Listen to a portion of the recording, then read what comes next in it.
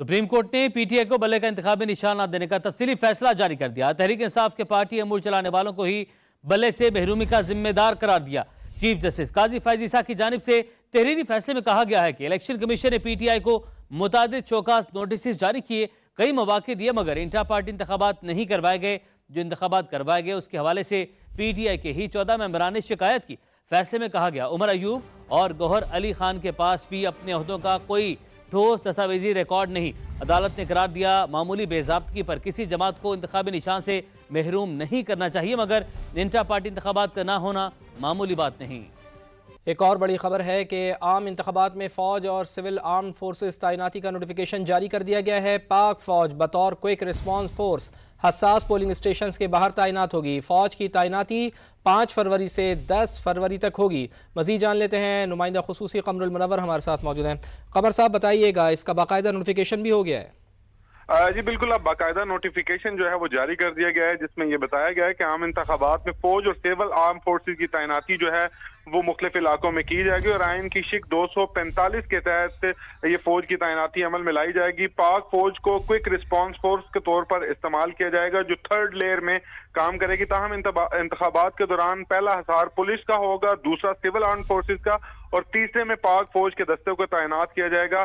ताहम threat assessment की बुनियाद पर इंतहाई हसास पोलिंग स्टेशन जो हैं इनके बाहर फौज की तैनाती हमा वक्त रहेगी और पाक आर्मी और सिविल आर्म फोर्सेस के सामान की के दौरान भी पाक फौज के दस्ते इनके हमरा रहेंगे। रिटर्निंग ऑफिसर के दफ्तर से पोलिंग स्टेशन और वापस रिटर्निंग ऑफिसर के ऑफिस पहुंचने तक फौज के लोग जो हैं इनके साथ तैनात रहेंगे।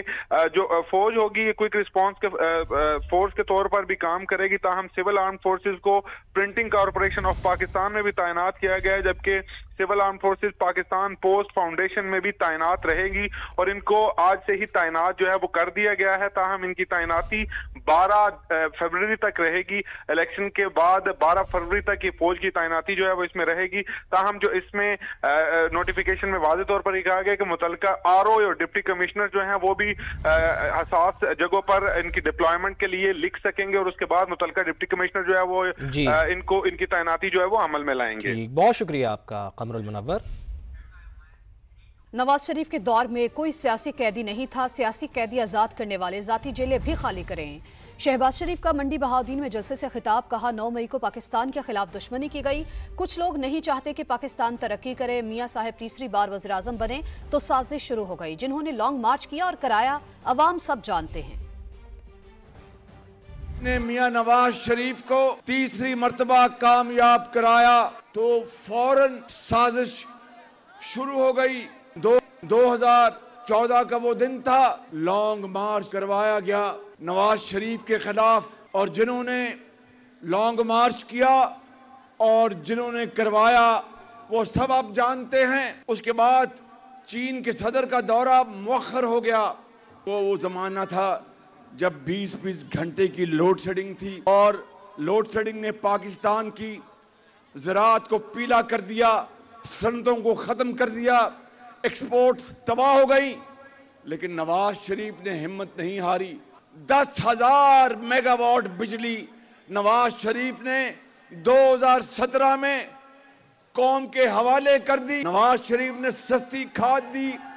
नवाज शरीफ ने बिजली से चलने वाले ट्यूबवेलों को सस्ती बिजली मुहैया की। नवाज शरीफ ने पूरे मुल्क में सड़कों का जाल फैला दिया। ये कहते थकते नहीं थे कि ये शहबाज शरीफ, नवाज शरीफ ये लैपटॉप्स बच्चों के हाथों में नहीं, ये रिश्वत दे रहे हैं। तो मैंने उसको कहा था कि अगर लैपटॉप्स ना दूं तो क्या इनके हाथों में कलाशिनकोव दूं। और फिर आपने देखा कि 9 मई का वाकया हुआ और किस तरह पाकिस्तान के खिलाफ दुश्मनी की गई। जो दिन रात तरक्की हो रही थी उसको पाकिस्तान के जो दुश्मन थे उनको ये बात भाती नहीं थी। चंद दिन पहले मेरे एक मेहरबान ने कहा अगर हमें हुकूमत मिली तो तमाम सियासी कैदियों को रहा कर देंगे।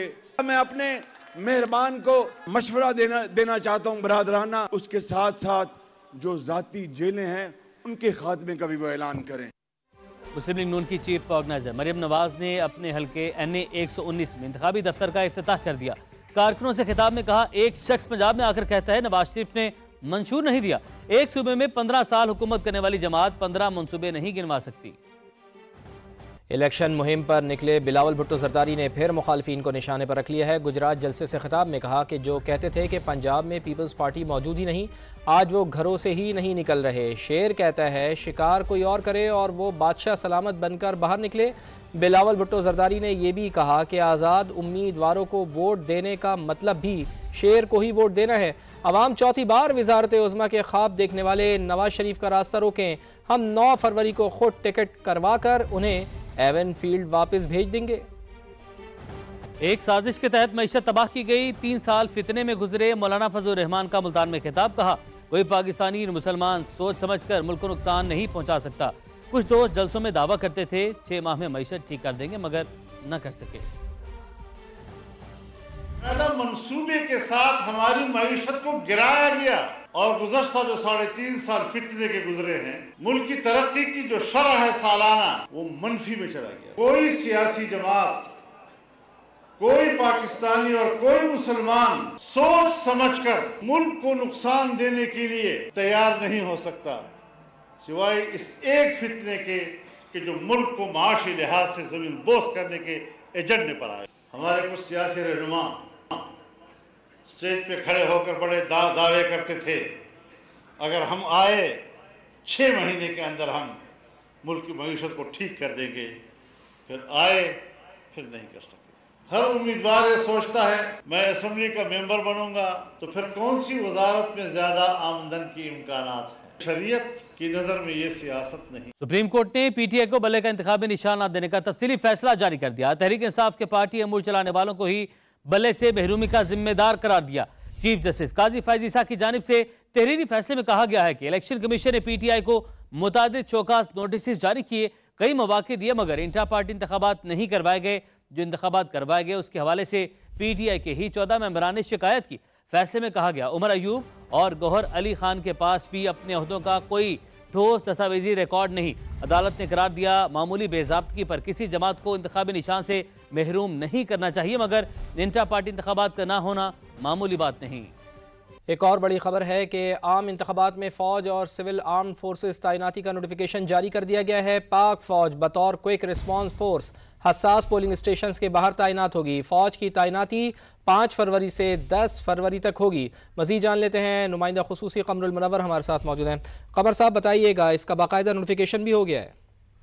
جی بالکل، اب باقاعدہ نوٹیفیکیشن جو ہے وہ جاری کر دیا گیا ہے، جس میں یہ بتایا گیا ہے کہ عام انتخابات میں فوج اور سول آرم فورسز کی تعیناتی جو ہے وہ مختلف علاقوں میں کی جائے گی، اور آئین کی شق 245 کے تحت یہ فوج کی تعیناتی عمل میں لائی جائے گی۔ پاک فوج کو کوئک رسپانس فورس کے طور پر استعمال کیا جائے گا، جو 3rd لیئر میں کام کرے گی۔ تاہم انتخابات کے دوران پہلا حصار پولیس کا ہوگا، دوسرا سول آرم فورسز کا، اور تیسرے میں پاک فوج کے دستے کو تعینات کیا جائے گا۔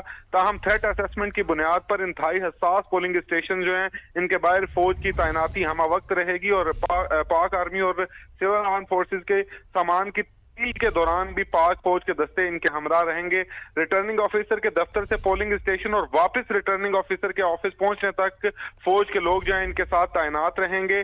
جو فوج ہوگی یہ کوئک رسپانس کے فورس کے طور پر بھی کام کرے گی، تاہم سول آرم فورسز کو پرنٹنگ کارپوریشن آف پاکستان میں بھی تعینات کیا گیا ہے، جبکہ civil arm forces Pakistan post foundation میں بھی تعینات رہے گی، اور ان کو آج سے ہی تعینات جو ہے وہ کر دیا گیا ہے۔ تاہم ان کی تعیناتی 12 فروری تک رہے گی۔ الیکشن کے بعد 12 فروری تک یہ فوج کی تعیناتی جو ہے وہ اس میں رہے گی۔ تاہم جو اس میں نوٹیفیکیشن میں واضح طور پر یہ کہا گیا کہ متعلقہ RO اور ڈپٹی کمشنر جو ہیں وہ بھی حساس جگہوں پر ان کی ڈپلائمنٹ کے لیے لکھ سکیں گے، اور اس کے بعد متعلقہ ڈپٹی کمشنر جو ہے وہ ان کی تعیناتی جو ہے وہ عمل میں لائیں گے۔ بہت شکریہ آپ کا قمر المنور۔